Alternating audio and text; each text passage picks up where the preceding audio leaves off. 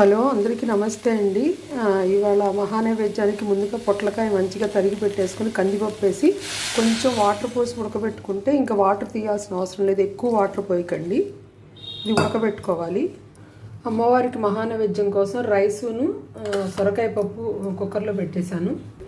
ఇవాళ అమ్మవారికి స్పెషల్ ప్రసాదం గోధుమ రవ్వతో పాయసం చేస్తున్నాను. దీనికోసం మనం పెద్ద రవ్వ తీసుకుంటే మంచిగా వస్తుంది. చిన్న సైజు రవ్వ అంటే కొంచెం ముద్దగా అయిపోతుంది. ఇది అయితే పొడి పొడిలాడుతూ వస్తుంది.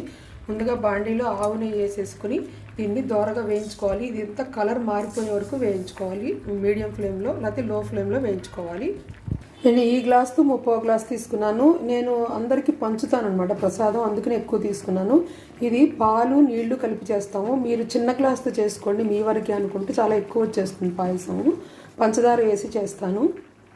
ఈ గోధుమ రవ్వ బ్రౌన్ కలర్ పోయి తెల్లగా వచ్చే వరకు వేయించుకోవాలి, మాడకుండా లో ఫ్లేమ్లోనే వేయించుకోండి. గోధుమ రవ్వ ఎక్కువ వాటరు అవి పీల్చేస్తుంది. దీంతో 2 గ్లాసులు పాలు పోసుకోండి, అలాగే 3 గ్లాసులు వాటర్ పోసుకోండి. మీకు సరిపోకపోతే ఇంకా పీల్చేస్తే ఇంకా వాటర్ పోసుకోవాలి, చూసుకుని పోసుకోవాలి. కొంచెం లూజ్గా వస్తుంది పాయసం. రవ్వ అంతా వేగిపోయి బ్రౌన్ కలర్ పోయి తెల్లగా వచ్చేసింది. ఇంకా మంచి స్మెల్ కూడా వస్తుంది. ఇంకా ఆఫ్ చేసేసుకోవచ్చు. ఈలోపు మనం రవ్వ తీసుకున్న గ్లాస్తో 3 గ్లాసులు నీళ్లు తెరలబెట్టుకోవాలి. నేను 3 గ్లాసులు నీళ్లు 3 గ్లాసులు పాలు పోస్తున్నాను. పంచదార దగ్గర ఈ గ్లాస్ తోటి 1.5 వరకు పడుతుంది. తీపి స్వీటు అంత వేస్తే కానీ పాలు కూడా కాగబెట్టుకుని పోసుకోవాలి. నీళ్లు తెరిలిపోయినాయి. ఇప్పుడు దాంట్లో పోతాం మెల్లిమెల్లిగా. ఈ వాటర్ బాగా పీల్చుకుంటుందండి. ఇప్పుడు మంచిగా పోసుకుంటూ కలుపుకోవాలి. మీడియం ఫ్లేమ్లో ఉడకబెట్టుకోవాలి. మెల్లిమెల్లిగా తిప్పుకుంటూ ఉంటే మొత్తం వాటర్ అంతా పీల్చుకుంటూ ఉంటుంది.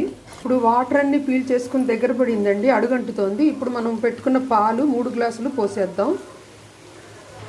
3 గ్లాసులు పాలు పోసేసానండి. ఇంకా మనం లో ఫ్లేమ్లో ఉడికించుకోవాలి, అడుగంటకుండా తిప్పుతూ ఉండాలి. ఈ పాలు కూడా పీల్చేసుకుంటాయి. కొంచెం లూజ్గా ఉన్నప్పుడు నెయ్యి వేసేసుకోవాలి. బాగా దగ్గర పడుతుంది. కొంచెం ఇలాచి పౌడర్ వేయాలి, మళ్ళీ కలుపుకోవాలి ఒకసారి. దీనికి నెయ్యి ఎక్కువ పట్టదు, కొంచెం నెయ్యి వేసుకోవాలి.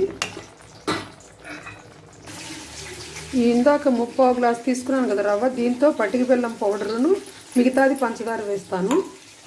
1/2 గ్లాస్ కన్నా ఎక్కువ, 1/2 గ్లాస్ కన్నా తక్కువ కొంచెం పంచదార వేస్తున్నాను. మొత్తం బాగా కలుపుకోవాలి. ఇంకొంచెం సేపు ఉడకనివ్వాలి. ఇది అయిపోయిందండి. ఈ మాత్రం లూజ్గా ఉన్నప్పుడు తీసేసి జీడిపప్పులు వేసుకోవాలి.